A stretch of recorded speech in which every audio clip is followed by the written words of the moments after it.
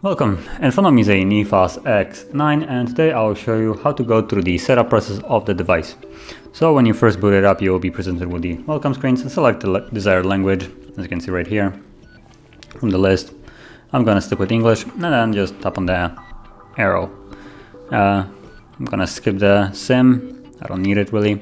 Here you can connect to Wi-Fi. Now mind you, if you connect to Wi-Fi, you will basically need to wait for it to find updates and stuff like that. I'm gonna do it anyway.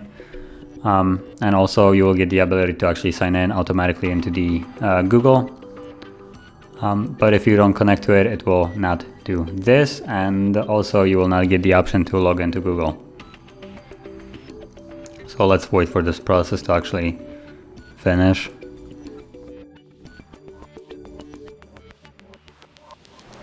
You know, copy data, apps and data. Now you can copy them from previous device. I don't have the previous device, I'm just gonna select set as new. But if you have older device, you can choose the upper option, copy your data.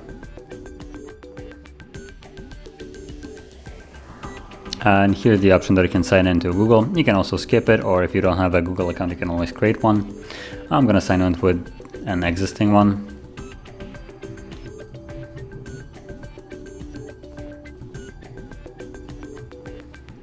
Let's go further. And I'm gonna put in the password for it.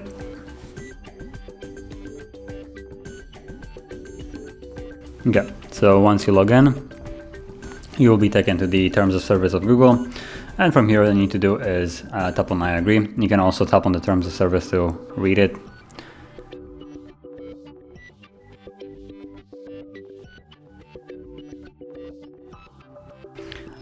Then you get an option to lock your device. So basically you can set a PIN, password, or pattern, or you can just set no thanks, and then you can unlock your device without any kind of safety.